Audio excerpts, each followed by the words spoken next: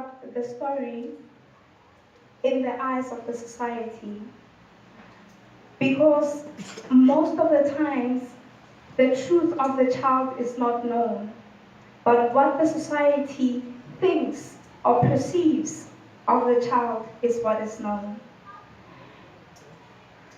If a child is born out of rape, the only story that is known is the story of the society over the child. Many a times nobody knows that the mother of that child was raped for her to be in that situation. Therefore then the child is named or titled illegitimate. The child before birth or before coming out already has a title from society that the child is meaningless and worthless. Society already perceives the child from the parents. Even before the child is born, whilst they're still in their mother's wombs, the society already has a picture that they have drawn of the child. And many a times, the picture drawn by society is not a clean and pure picture. It is a picture relating to the parents of the child. The story is never about the child themselves, but mainly about the parents of the child. Now, therefore, that child before coming to earth, that child before being known, is known as an illegal child, is known as an unworthy child, is known as an unwanted child. Before they go into investigating what happened for that child to be where it is right now, they already perceive or draw a picture of a child as being illegitimate. Now, this child, even though they have not been seen or they have not done anything with their hands, they have not moved, they have not said anything to anyone, a story is already told about the child. Around society, it is already known that Dineo is expecting a child from Victor and they are not married. Therefore then, that child is called a child of illegitimacy. Without the child coming out, without the child being known, there is a story scribbled, there is a story written, there are chapters in the life of this child that are written by society. But God says, even before you were formed in your mother's womb, I knew you. Therefore, then there's another story about this child that is written. There's another story that is scribbled for this child by God. But then to society, to people, the story does not matter. The story does not make sense. The story of God about this child is useless. The story that matters is that this child is illegitimate. This child is unworthy. This child is illegal. This child is born of a man who is married and a concubine.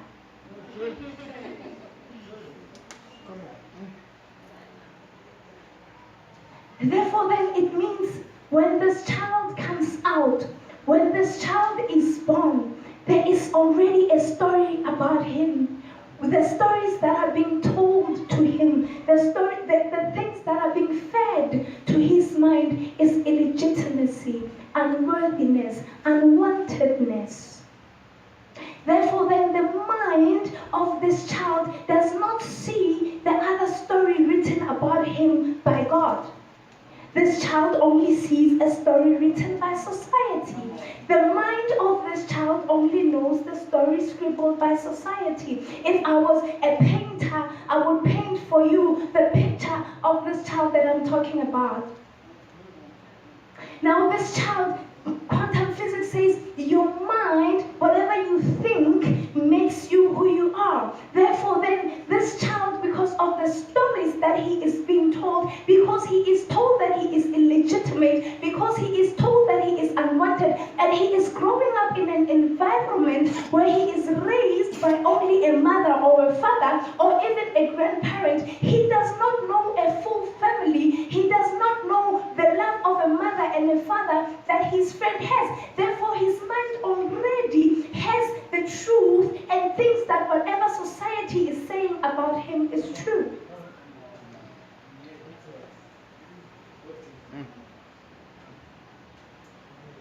Already in his mind, when he's born, when he grows up, he thinks he cannot succeed.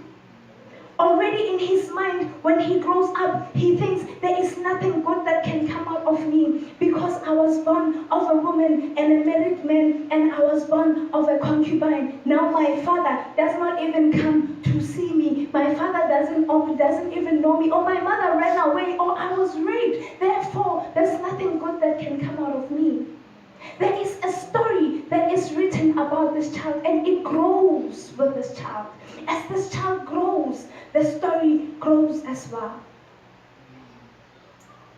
The Bible says in the book of Genesis, chapter 9, Noah was drunk with wine, and he fell asleep naked. His youngest son, Ham, comes in, and he wants to make a mockery out of his father being naked. He runs out and he goes to his brothers and he says, "Our father is naked. Our father is naked. Come see him." But the other two brothers turn back. They put cloth over their shoulders. They walk backwards. They do not even face their naked father. They walk backwards and they drop the cloths so that the nakedness of their father is not seen. They do not see it, but Ham saw it, and when Ham sees it, he wants to make a mockery out of it.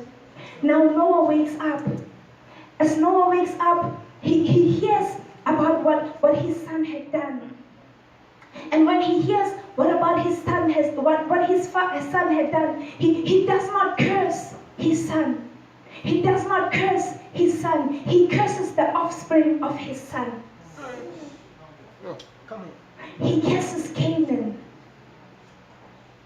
Now Canaan is Ham's youngest son. He is cursed, and Noah says to him, "You will be a slave to your uncles. You will be nothing else but a slave." Now from that day on, the story of Canaan changes. The story of Canaan changes from being the grandson of Noah. It changes from being the grandson of the man who saved the world. It changes to being a slave to his uncles. The story of Canaan becomes something different from what was written about his life, because his grandfather cursed him. Does not the Bible say, "I will curse the children for the sins of their fathers"? Now Canaan suffers that. The story of his life changes. The writer writing the book of his life changes the writing. He changes the plot. The plot of his life changes. He becomes now a slave. He becomes now a slave, not to a person outside, but in his own household. He becomes a slave to his own cousins. He becomes a slave in the house of his own father. He becomes a slave in the house of his uncles. His uncles see him. They do not see nephew anymore. They see slave. He is the one right now who is fed breadcrumbs. He is the one right now who is fed leftovers. The story of Canaan changes to being a slave. Canaan now is no longer an inheritor of the great things that Noah had. He is no longer an inheritor of the riches that Noah had. He is now a slave in the house of Noah. It does not matter what his bloodline says anymore. What his bloodline says about him is not necessary anymore, because the story of his life has turned around. The story of his life is something else. He is now no longer the inheritance of Noah's riches. He is now a slave in the house of Noah. Yes. Canaan is now a slave in the house of his grandfather. He is not cursed because he did anything. He is not cursed because he said anything. Like the young boy who was born in the beginning, and society wrote a story about his life, and society said he is illegitimate. He is a nobody. It is because of the parents of this child that the story of this child is written this way. Because of the sins of Ham, Canaan is now a slave. He is not a slave because he disrespected his grandfather. He is not a slave because he said anything wrong to his grandfather. He is not a slave because he said no to his grandfather. He is a slave because of the sins of his father. I will curse the children for the sins of their parents. Now in the life of Canaan, there is now a cursed and dark veil. There is darkness moving around with Canaan. He is no longer associated with goodness. He is now associated with a father who saw his father naked and he laughed about it and made it a mockery. He is now associated with being cursed for the sins of his father. He is now associated with no longer being rich, from being high up to going down and eating with the slaves. He is now no longer associated with being the high class in the town. He is now taken from the top level to the basement, not even the ground floor, to the basement with the slaves. His story changes. His life changes. The story of his life becomes something else. And there is a veil over the life of Canaan. And we see when the chronicles of his life are being unfolded in the Bible, and we realize that Sodom and Gomorrah are the descendants of Canaan. Sodom and Gomorrah, the lands, the cities that were known for prostitution, the cities that were known for homosexuality, the cities that were known for doing wrong, are suffering the curses of their father. Are suffering the curses of being the descendants of Canaan. Because Sodom and Gomorrah comes from the people, from the children, the 11 children that Canaan had. They spread out and they formed Sodom and Gomorrah. And the slavery that was put, the curse that was put on the head of their grandfather, it is now moving and flowing from generation to generation. The cities that were known as Sodom and Gomorrah, the cities that God looked at and said, I will curse them, I will destroy them, they will no longer be. They were the cities of the descendants of Canaan.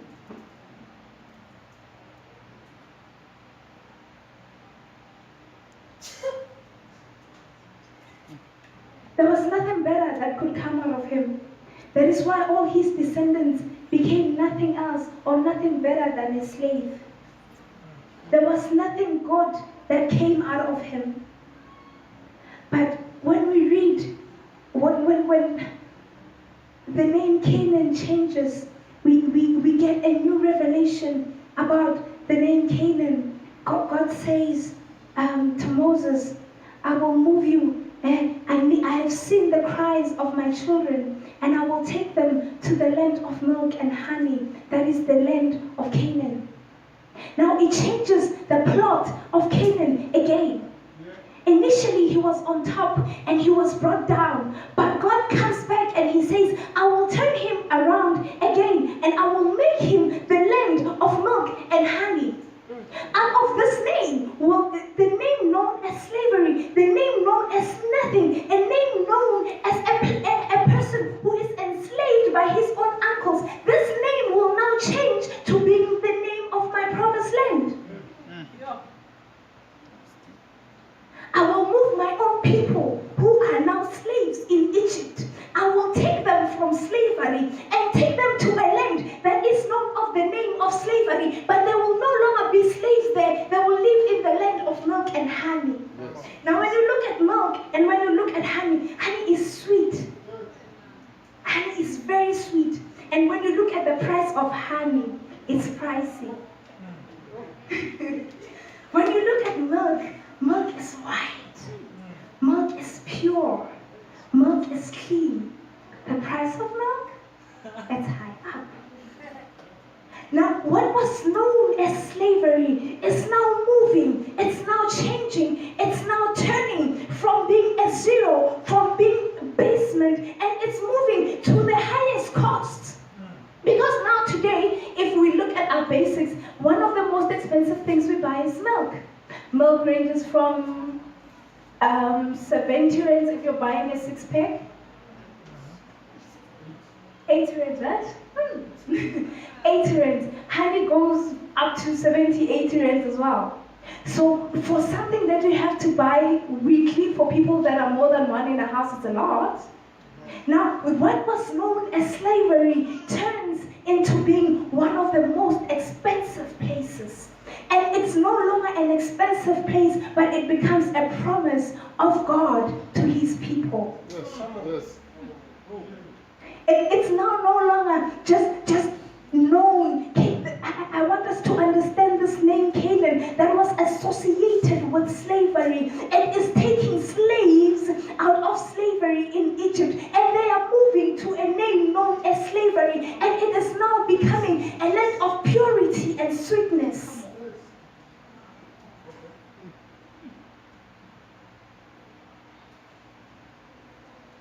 There's a lot of Canaans in our lives. There's a lot of Canaans in our lives. We suffer and we're enslaved by a lot of Canaans in our lives. When you look at yourself, like the story I told in the beginning, you were overwritten by society. They are saying to you, you cannot make it. They are saying to you, you are a nobody. They are saying to you, you are a slave. They are saying to you, nothing good can come out of you. But Canaan was a slave. And Canaan now is a land of milk and honey. Canaan now is a promise. Canaan now is just no longer slavery. Canaan is no longer associated with slavery. The world has beaten you down. The world has done this, that, and more to you. But there is a Canaan.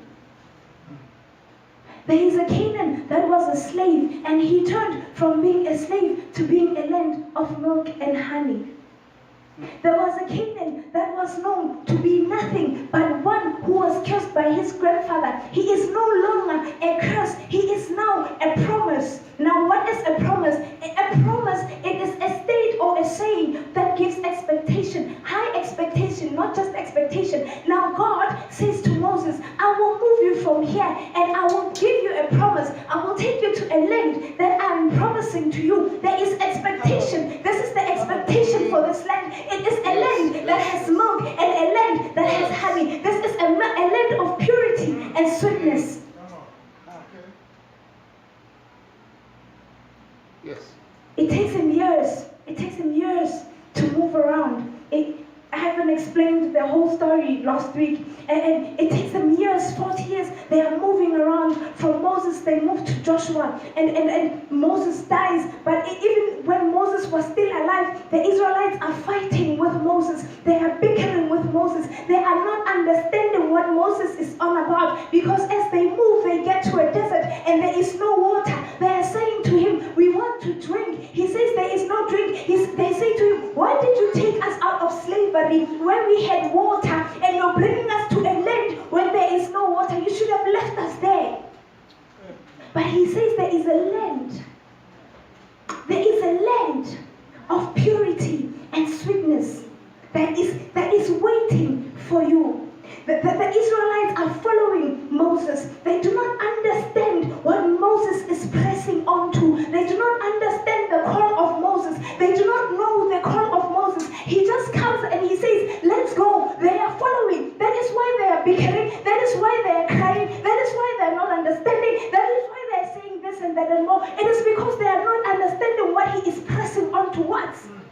He is pressing on towards the mark which God has set for him. He is pressing on and going forward because God said, I am calling you to take out my people out of the land of slavery, out of where they are right now, and you're taking them to the land of sweetness and purity. Moses is pressing. They are following him. They are not understanding. They sit down. They get tired. He says, I'm not going to be tired. I am moving. I am going. Let's go. Let me make a miracle. I will give you water. He's bringing them along. They do not know why Moses is doing this thing. Moses is pressing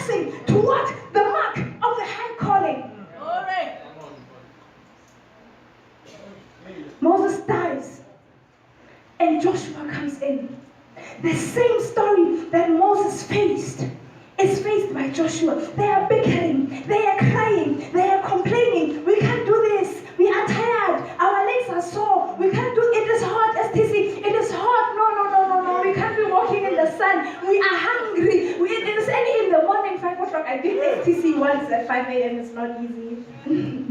It's 5 a.m. We can't be doing this. We can't come to church and clean. But these people are pressing on toward the mark of the high calling. Come on. There is a land that God has promised them. There is a land that God is saying, I'm taking you there.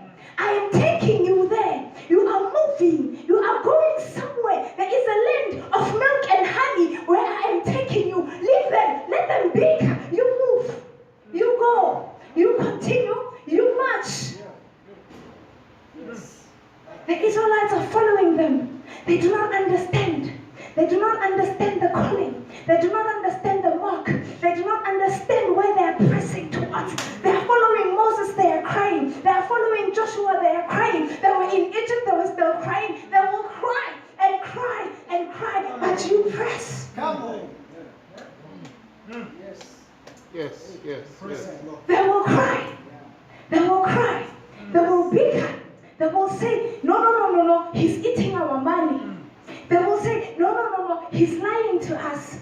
No, how long have we been walking? It's now 30 years, we are still walking. It's now 35 years, we are still walking. Are we not getting there? He even died, and we're still walking. He's bringing us another one, and we are still walking. When are we getting there? But Joshua presses on what Moses was pressing on. He runs to the same rock that Moses ran to. He runs to the same God that Moses was running to. He cries to the same God that Moses was crying to. He defeats battles in their eyes. He defeats kings in full view of their eyes. They're still crying. They're still crying, but he presses on. He presses on. There is a mark. There is a calling. They pressed. The young boy that we wrote about in the beginning, the young boy who was nothing, the young boy who was known as illegitimate, the young girl who was known as a child of a prostitute, the young boy who was known as a child of a married man and a concubine, the child that is known as a child of no parents, a child that is known as an orphan. God says, your Canaan is not the Canaan of slavery. Your Canaan is the Canaan of milk and honey. Press. Press. Press. Press. Don't stop pressing. Press. Even when you feel tired, keep pressing. When you feel like it's getting to the end, press. Because milk and honey are on the way. They walked for 40 years. A trip that was supposed to take them for 4 days, it took them 40 years. Had they known on the third day that they were close, they wouldn't have bickered, they wouldn't have cried, they wouldn't have started trials and troubles, and then they would have entered the promised land in 4 days. But it had to take them 40 years because they did not understand what they were pressing to. Press. Society has written about you. Society is saying you are nothing. Society says you are fat. Society says you look bad. Society says there's nothing you can do. Society says there's nothing about your life that can be good. Society says you come from Atteridgeville. Only women surviving come from Atteridgeville. Nothing good comes out of Atteridgeville. You are pressing.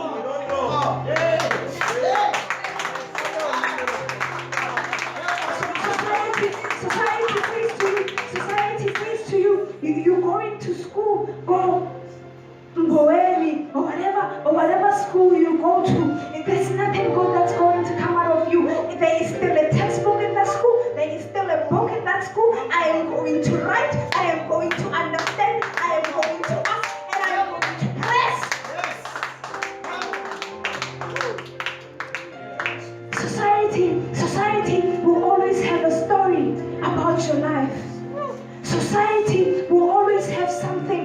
say about you. Society